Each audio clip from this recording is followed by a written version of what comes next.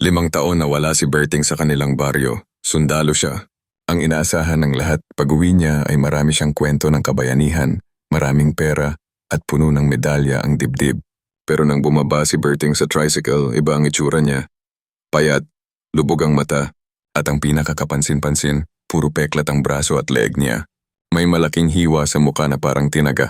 Walang medalya, walang bagong uniforme. Bit-bit lang niya ang isang lumang duffel bag.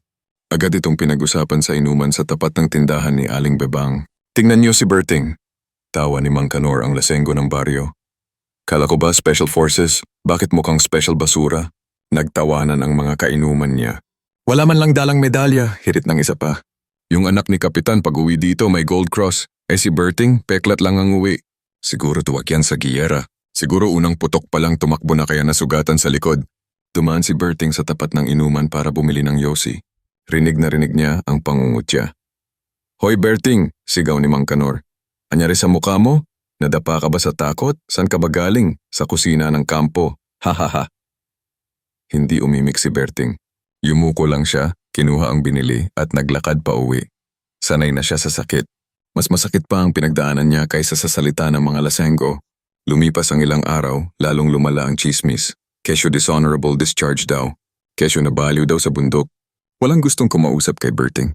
Isang hapon habang nagkakagulo sa inuman si Mang Kanor at nagyayabang na naman, isang malakas na ugong ng makina ang umalingaw-ngaw. Napalingon ang lahat. "Anong meron? Sino yan?" Sigaw ng mga tao. Sa gitna ng basketball court ng baryo, huminto ang isang itim na army jeep. Nanlaki ang mata ng mga taga-baryo. "Hala, bakit may military jeep? Kiyera na ba?"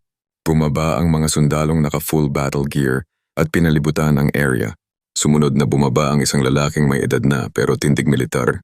Puno ng medalya ang dibdib at may 4 na bituin sa balikat. Isang 4-star general. Tumahimik ang lahat, pati si Mang Kanor na kanina ay maingay. Napaatras at nanginginig ang tuhod. Sino hinahanap nila? Pulong ng mga tao. Naglakad ang general diretso sa maliit na bahay ni na Berting. Sakto namang lumabas si Berting, nakasando lang at nagwawalis ng bakuran.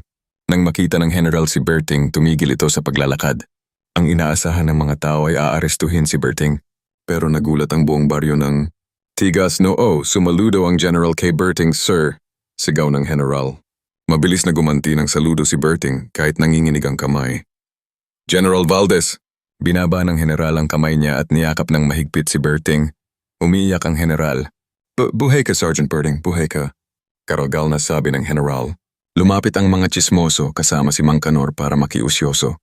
"General," tanong ng kapitan ng barangay na kakarating lang, "bakit po kayo sumasaludo dyan?" Failure po yung sundalong yan, umuwing luhaan." "Wala ngang medalya yan eh." Humarap si General Valdez sa mga tao. Nagdilim ang mukha niya. "Walang medalya?" Galit na tanong ng general.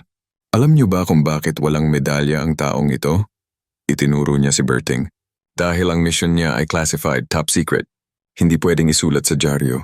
Hindi pwedeng bigyan ng seremonya." Hinawakan ng general ang peklat sa braso ni Berting. "Ang mga peklat na pinagtatawanan niyo? Nakuha niya yan dahil sinalo niya ang granada para hindi kami mamatay. Nakuha niya ang hiwa sa muka dahil nagpahuli siya at nagpa-torture sa mga kalaban para makatakas ang buong platoon namin." Namutla si Mang Kanor. Nalaglag ang panga ng mga tsismosa. "Kung wala ang taong to," sigaw ng general, "patay na kaming lahat.